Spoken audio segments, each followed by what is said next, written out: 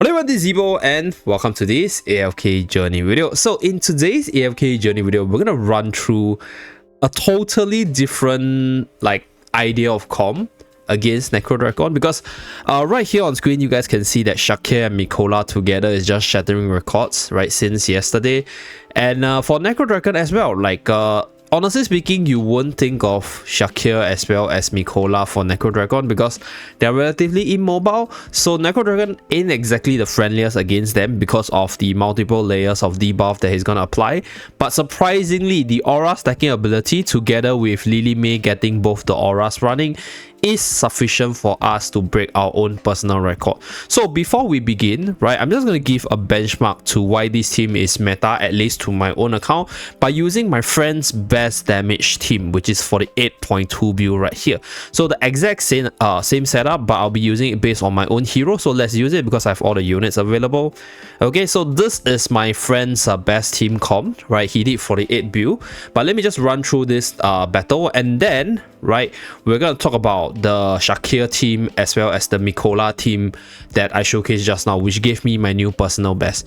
So for this team right here, it's the very standard Marilee carry together with Lily May carry, because these two carries are really mobile, so they are jumping around, doing a bunch of damage, and they're further buffed by the likes of Resto, Reina, as well as Galita from their various abilities right here.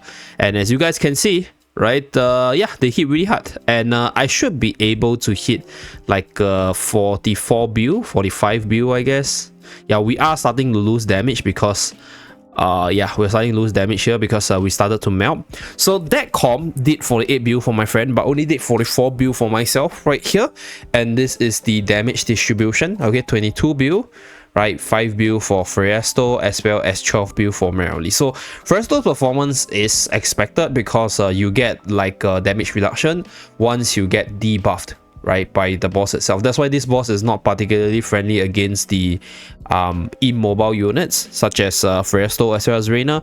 That's why they melted really quickly, and they're doing way less damage against like Necrodrakon versus other bosses out there.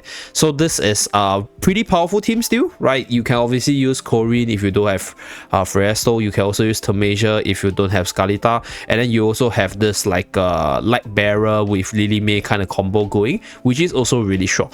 But right, if you take a look at the Mikola team that I shared, it's like a 2 build difference, which is massive. 2 build is really very big.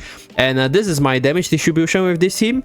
So right here, right, my Freyasto is doing double the damage, and right, Shakir is doing close to my Freyasto's previous damage, with Lily May being the main carry doing more damage. Okay, so Mikola as well as Reina is obviously the support of the team. And without further ado, let's run through the lineup as well as the positioning, what you position the units in one way or another. So this is the team comp, or rather the positioning that I run for this team. So we put Shakir behind the real Freyasto for the increased energy regen, so that Shakir can transform more easily and get less debuffs from the boss itself. Because when Shakir jumps, technically he sort of like moves a tile, so he will remove the debuff under the feet, which is the circular thing that the boss applies to all the units when he's battling itself. So if you do not move from that spot, right, you will get debuff by getting a damage reduction as well as increased damage from the boss itself. So Shakir being behind this energy regen Freyasto allows him to transform faster, so that he can remove that debuff as and when he's able to transform, because he will jump forward a little bit. So next we have Lily May as a carry. So Lily May doesn't really need that much protection because she has invulnerability, and she doesn't really get debuffed by the boss because she's always jumping around, bellying, and she doesn't get debuffed that easily. So that's why we put her all the way at the back. And after multiple testing, I think her all the way at the left back is the best for her to benefit from Mikola's buff fully. Okay, so Reina is behind the Illusion Freyasto for that damage reduction, as well as to send in Mikola into the boss right in the middle. So the reason why you want to send in Mikola instead of like your usual carries like Marilee, like OD, is because you want Mikola to get the damage reduction if you have your Reina EX10. So that way your Mikola can survive the damage coming out from the boss even with the debuff. right? Turns out with that damage reduction from Reyna, with the heal from Reyna, as well as Mikola's own heal plus her own range defense increase from her ultimate itself, is more than sufficient. And Mikola doesn't need to spam the ultimate if you have her EX weapon, because you will be holding on to the arena permanently, which means that your ultimate will go on even though Mikola can no longer cast her skills or no longer cast her ultimate because you don't regen energy. So therefore, right, you are sending Mikola in with Reyna to protect her, as well as centralize her ultimate, so that as many units will be able to benefit from the ultimate aura as much as possible. Okay, so that's pretty much the team explanation. We're gonna do 2 runs, right?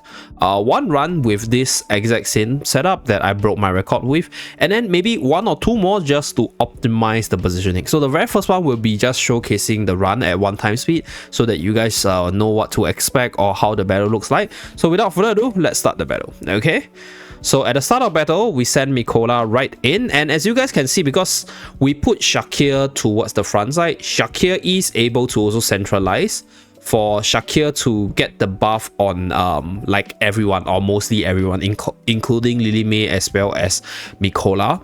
So I think the issue with like you min-maxing your ultimate is the positioning RNG of Lily May, because you want Lily May to sort of be close to Mikola's ultimate. So in this case, it's a little bit off position. Later on, I will probably run through my replay for that 46 build, right, in terms of my max damage, because in that replay itself, my Lily May is able to stand really close to Mikola and benefit from the Courage Sphere aura fully. So as you guys can see, even with that circular debuff on Mikola, right, she's not able to cast any skill, but because you have Reyna's damage reduction from the ring as well as the heal, because all your units are hitting the boss itself, right, she's surviving, and her ultimate is permanent because we are able to hold on to the arena for that 20% attack buff, which is something which I think Smokey can't do, because against this boss, Smokey is pretty much like useless, because number 1, you get stunned, number 2, you don't get to cast your skills, so you don't reach your 3rd skill at all against Necrodrakon with Smokey.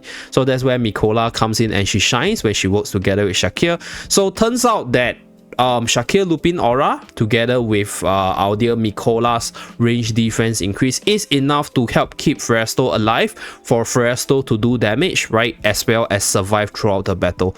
So comparing to the team just now, the team that I showcased earlier, my Freyasto actually melted really quickly against the boss, because there was no protection of Freyasto and there was no like damage reduction nor defense boost nor life steal or whatever on Freyasto as well as the illusion. So right here we did a little bit less, 45.7 build. So Lily May's positioning will be quite crucial. Let's just try another positioning to see whether or not we can reach 46 build.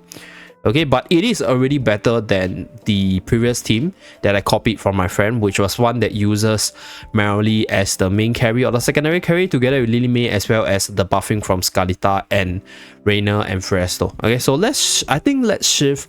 So just not based on the positioning itself, Mikola was more to the right side, so I think I'll put Lily May towards the right so that Lily May can actually benefit from...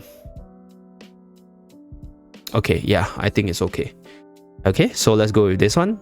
So this arrangement is such that Lily May will be more on the right side, so she will actually get to benefit from Mikola's ultimate more, because just now what I observed is Mikola's ultimate is not hitting my Lily May as much, so I'm not maxing my damage. I'm not maxing the buff potential on her.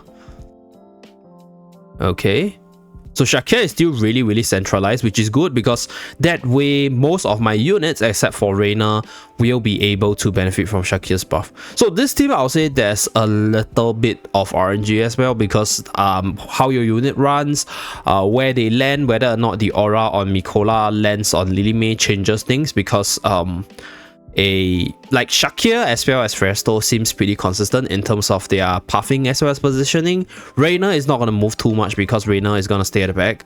So the only like big variance in terms of movement will be, I would say, like Lily May, because after she used her ballet, she could shift more towards the left side, or she could shift more towards the right side. So if she's towards the right, I think she will benefit from the aura a little bit more to squeeze out more damage there. So let me just go let this run at 3 times. Okay, so I think she does. Okay, right here she's able to benefit from Shakir's aura. And if she's able to stand closer to Mikola, she will be able to benefit from Mikola's aura. But I think it's fine because we still did 46 build. So yeah, everything still is fine because Mikola's buff together with Lupin aura on Freya's damage output is insane, because like it basically doubles that compared to what I did earlier, right? The 45 build run with Marilee as well as like Lily May as the core. So yeah, that's pretty much it for this video. Just a very simple sharing. Let me just share the team once again, and I'm gonna put the formation on screen. Okay, so this is the team recommendation. Yeah, my relic is level 27, so it's a little bit high, but if it's for you, I guess your range will be benchmarked on like what's your pick. So you can definitely try the Marilee Corin comp, and then right, if you have Mikola and Shakir developed, then you can obviously try the comp that I recommend here.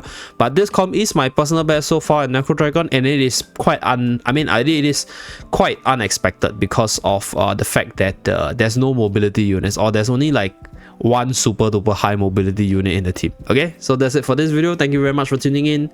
As usual, do remember to like and subscribe to see more. See you guys again in my next video. Bye guys.